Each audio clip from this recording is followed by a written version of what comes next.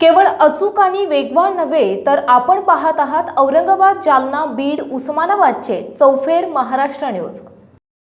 हमारे चैनल को सब्सक्राइब करें और बेल आइकन दबाएं। मैं आज औरंगाबाद के पुलिस कमिश्नर निखिल गुप्ता साहब से मिलने के लिए आया था और उनसे यही बात के ऊपर चर्चा की कि हमारी मदद कैसा चाहिए क्या करके आप बताइएगा कि हम किस तरह से हमारे ये शहर के अंदर शांतता बनी रहे, इसके लिए हम क्या प्रयास कर सकते हैं। अगर हमारी कुछ मदद लगती है तो आप हमें बताइएगा। इन मुद्दों के ऊपर चर्चा हुई है।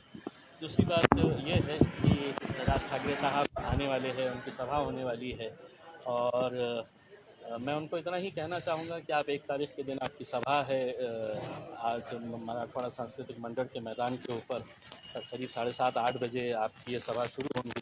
इससे पहले अगर आप हमारे साथ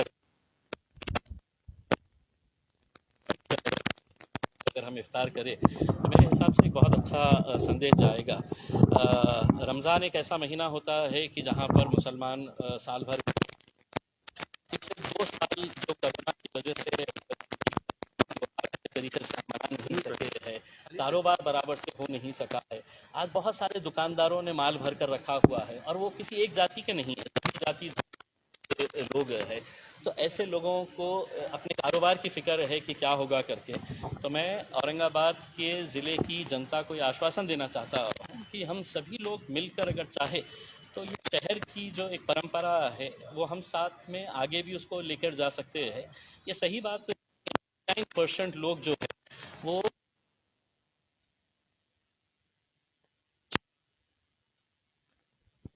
कुछ ना कुछ हंगामा हो करके।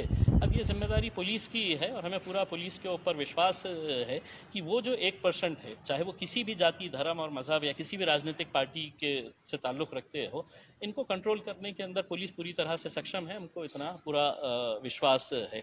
हम सिर्फ इतना कहना चाहेंगे जो सियासत करने के लिए आए हैं वो सियासत करे और जो इबादत करना चाह रहे हैं उन्हें इबादत करने दे। तुम्हाला का भीती वाटते की औरंगाबादचं वातावरण बिघडेल? देखिए, मेरा नहीं है। मुझे आज बहुत सारे छोटे मोटे दुकानदार, जो कारोबार करने वाले जो लोग हैं, जिन्होंने अपनी दुकानों के अंदर माल भर कर रखा हुआ है और वो सभी जाति के लोग हैं, उन्हें कहीं ना कहीं ये एहसास हो रहा है कि साहब कुछ होगा क्या। तो हम उनको यकीन दिलाना चाह रहे हैं कि कुछ नहीं होगा और हम ये पुलिस डिपार्टमेंट को भी ये यकीन दिलाने के लिए आए हैं कि आप पुलिस से ज़्यादा यहाँ के लोक प्रतिनिधियों का इस्तेमाल करिएगा, क्योंकि ये शहर सबका शहर है। भोंगा उतरवण्याची 3 तारखेचं अल्टिमेटम आणि त्यानंतर 1 तारखेची सभा एमआयएमची, कसं बघता या सगळ्याकडे आणि अल्टिमेटमवर तुमची प्रतिक्रिया? देखिए, इसके बारे में महाराष्ट्र के गृह मंत्री ने पूरी अच्छी तरीके से खुलासा कर दिया है। अब हम ये मुद्दा जो है, ये मुद्दा जिस तरीके से हैंडल करना चाहे, जो कानून है वो कानून हमारे लिए कोई अलग नहीं है। अगर सुप्रीम कोर्ट का कोई आदेश है तो उस आदेश का पालन होना चाहिए, हम भी ये मानते हैं उसमें, लेकिन ऐसा जोर जबरदस्ती से ना करे तो मेरे हिसाब से, वरना इसका कोई अंत नहीं रहेगा। राज ठाकरेला ज्या छठी आरती सांगितल्या, राज ठाकरेच्या बाबत एक पत्रक तुम्ही काढलेलं होतं। देखिए, मेरा यही कहना है कि ये मैं तमाम लोगों को ये बताना चाहता हूँ, मेरे हिंदू भाइयों को भी और मुसलमानों को भी ये बताना चाहता हूँ कि ये जो मामले हम पिछले कुछ दिनों से, कुछ महीनों से जो देख रहे हैं, ये हिंदू और मुसलमान का मुद्दा नहीं है। ये मुद्दा कि हिंदुत्व की रक्षा सबसे ज़्यादा कौन कर सकता है। तो इसके अंदर 3 पार्टियां जो है वो मैदान में उतरी हुई है। एक तरफ भारतीय जनता पार्टी है, दूसरी तरफ शिवसेना है और तीसरी तरफ ये मनसे है।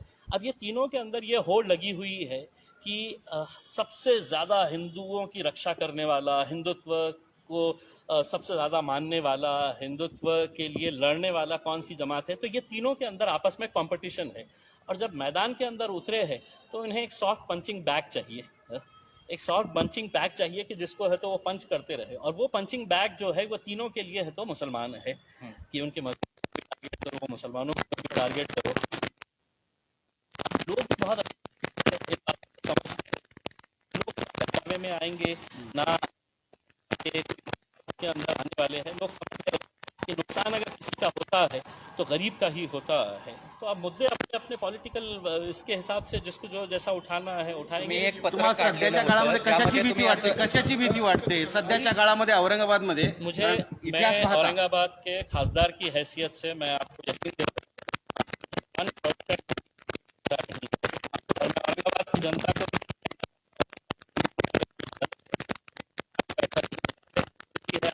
बिल्कुल वो मन से निकाल दीजिएगा। ठीक है, एक राजनीतिक पार्टी का एक लीडर है, वो आ रहा है अपना एजेंडा लेकर, अपना भाषण देने के लिए उसके अंदर, लेकिन उसको इतना संजीदगी से मत लीजिएगा कि कल के दिन हम आपस में आमने सामने हमारे बीच में कोई मनमुटाव हो जाए करके। तो कहीं पर भी कोई चिंता नहीं। हाँ, चिंता कुछ दुकानदारों को ज़रूर है, कुछ कारोबारी करने वालों को ज़रूर है कि जिनको ऐसा लगता है कि साहब 3 साल के बाद है तो मेरा धंधा अब पनप रहा है, और रमज़ान के आखिरी के जो दिन होते हैं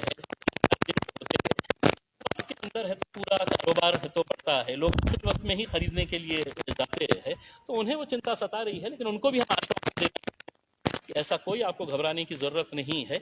औरंगाबाद की संस्कृति, औरंगाबाद की तहजीब को हम आगे इसी तरह से लेकर पत्र काढलेलं होतं तुम्ही एक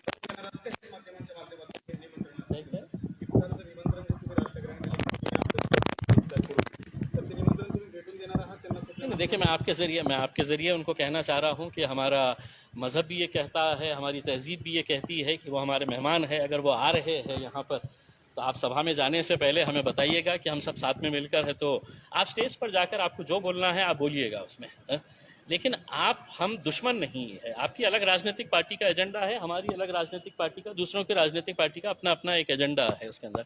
तो आपके जरिए मैं आपको ये दावत दे रहा हूँ कि आप आइए, हमारे साथ इफ्तार करिएगा, उसमें हम सब साथ में मिलकर करते हैं। नाही त्यांच्या बदललेल्या अजेंड्यानुसार कोणाला काही वाटतंय, पोलीस इतका फौज फाटा लावतोय, वातावरण बिघडत कसं चाललंय बघितलं आणि काय म्हणजे काही तर देखिए, ये तो पुलिस ही अच्छी तरह से अच्छी तरह से बता सकती है कि उनके पास कुछ इंटेलिजेंस इनपुट्स है क्या नहीं। मेरे पास ऐसा कुछ भी नहीं है। मैं तो पुलिस डिपार्टमेंट को, पुलिस कमिश्नर को सिर्फ ये विश्वास करने के लिए आया था कि हाँ, आपको हमारी अगर बिल्कुल पूरी तरह से मदद करनी।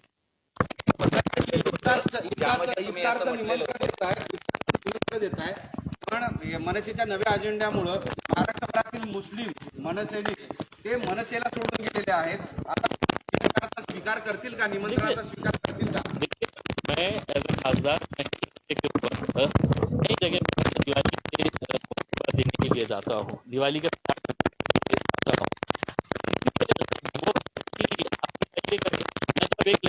हमारे सेना के, मनसे के जितने भी लोग हैं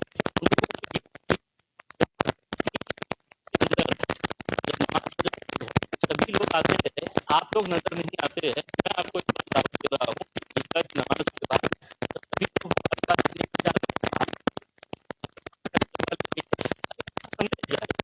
एक पत्र काढलेलं होतं आणि त्यामध्ये त्यांना आवाहन केलं होतं की एमआयएमच्या विरोधात तुम्ही बोलू नका, आणि आता या ठिकाणी तुमची एवढे तुम्ही शांत। मेरा यही था कि हमने सही बात है कि ये मेरे लेवल के ऊपर मैंने डिसीजन लिया था, ये चलाया तो ऐसा कोई दखल अंदाजी नहीं थी, बल्कि मैंने ही ये डिसीजन लिया था क्योंकि हम आखिर में मेरी और आपकी, हमारी सबकी ये कोशिश होना चाहिए कि साहब कहीं ना कहीं ये मामला गड़बड़ा ना जाए, कोई गलत बात कर डाले, उसमें मीडिया किस तरह से उछालती है आपको भी मालूम है। मैंने अपने तौर पर ऊपर डिसीजन लिया था कि महाराष्ट्र के अंदर किसी ने तो कोई बात नहीं करना। औरंगाबाद की प्रयोगशाळा आहे का? कारण की काही दिवसानंतर आता उद्धव ठाकरेंची देखील सभा होणार आहे, हिंदुत्वासाठी ही प्रयोगशाळा झाली आहे। देखिए साहब, पहले भी ये होता रहा है, जब भी इलेक्शंस आते हैं हर राजनीतिक पार्टी अपने अपने एजेंडा के हिसाब से मैदान के अंदर उतरती है। अब हो सकता है कि इनके जाने के बाद कोई और आएगा, उनको भी हम दावत देंगे, आइए साहब बैठें करके उसमें।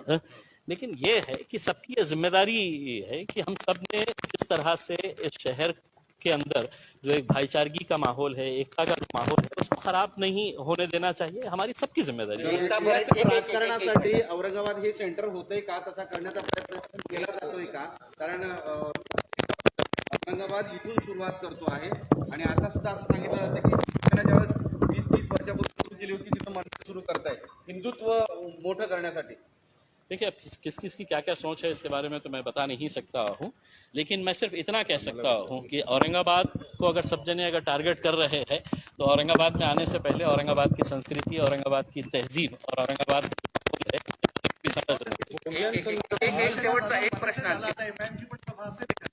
जब भी हमारी सभा, कभी भी किसी दूसरे धर्म के ऊपर हम कभी भी है तो उंगली नहीं उठाएंगे, उनके बारे बारे में ये नहीं बोलेंगे। ठीक है, हमारे मतभेद हो सकते हैं, राजनीतिक मतभेद हो सकते हैं, हम भारतीय जनता पार्टी के पॉलिटिकल डिफरेंसेस का हम बता सकते हैं, हम शिवसेना के खिलाफ है तो हम बोल सकते हैं, लेकिन हम धर्म के खिलाफ कभी नहीं बोलते हैं। ये आपको हम ओपन चैलेंज करके बता रहे हैं कि हमने कभी भी हमारी सभाओं के अंदर हम किसी जात और धर्म के ऊपर हमने ये नहीं कहा है। इसका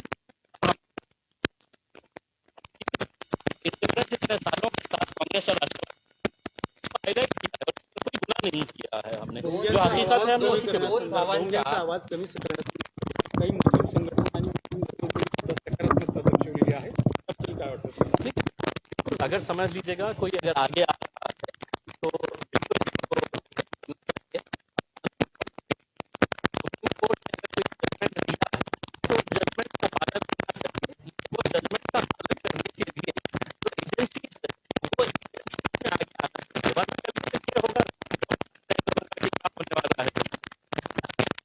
यही अगर सभी राजनीतिक पार्टियां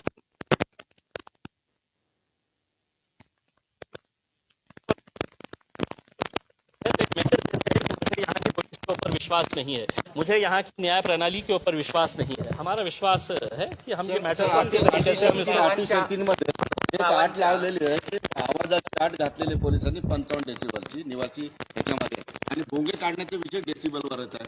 आता जवळपास 1 लाखाचा दावा ते करतात. 55 डेसिबल मध्ये लोकांना त्यांचं भाषण ऐकू जाईल का, त्या आवाजाची मर्यादा पाळली जाईल का? देखिए, अब जो भी है उसमें पुलिस ने अपना रोल अदा कर दिया है कि साहब ये कंडीशंस हम आपको दे रहे हैं करके, और ये कंडीशंस की हमको भी बहुत आदत हो चुकी है कि जब भी हमारी सभा होती है तो हमको भी बहुत सारे कंडीशंस दिए जाते हैं। लोग जितने भी आ रहे हैं उनसे यही कहेंगे कि आवाज आप मोजणार आइए। का? सभेचा आवाज किती होता? अब ये देखिए, ये पुलिस के ऊपर है कि जिसने है तो ये कंडीशन इम्पोज किया है, उसका इम्प्लीमेंटेशन कैसा हो रहा है वो उनकी जिम्मेदारी है, वो करे करके। खूब खूब धन्यवाद। और आपको भी। भाषण नाही, एक करणे अशी आठ शेवटचा टाकलेली आहे. शेवटचा प्रश्न आहे. दोन भावांच्या मध्ये ठरडलं कोण जात आहे? श्रेष्ठ कोण हे देखिए, सांगितलं जातं. आप सवाल ही गलत कर रहे हैं। दो नहीं है इसमें, इस मैदान के अंदर 3 खिलाड़ी है, एक जनता पार्टी है और एक शिवसेना है। इनकी आपस के अंदर ये जो चल रहा है कि साहब सबसे बड़ा हिंदू मैं हूँ, सबसे बड़ा हिंदुओं की रक्षा करने वाला मैं हूँ, तो ये वो लड़ाई के अंदर इनको एक पंचिंग बैग चाहिए, इनको एक कोई तो भी एक मोहरा चाहिए जिसके साथ खेल सके, जिसको बोलकर है तो हम बड़ा बन सके है करके। तो कभी मस्जिदें उठा लो, कभी शहर के नाम के ऊपर निकाल लो, कभी जात धर्म निकाल लो, और यही करते करते ये पंचिंग बॅगची सुद्धा एक मर्यादा असते. पंचिंग बॅगला सहन करण्याची सुद्धा मर्यादा असते. तुम्ही किती दिवस सहन करणार? नहीं, हम सहन करेंगे साहब। देखिए, अगर शांति बनाए रखने के लिए अगर हमारे को बहुत कॉम्प्रोमाइज करना पड़े तो हम कर सकते हैं। बयान देने के लिए तो क्या है, मैं भी बयान दे सकता हूं साहब, और ये भी आप अच्छी तरह से जानते हैं कि आप हमारी जबान का मुकाबला नहीं कर सकते हैं करके। तो हम बयान दे सकते हैं, लेकिन हम नहीं चाहते हैं, क्योंकि हमारी प्राथमिकता जो है वो हमारा शहर है।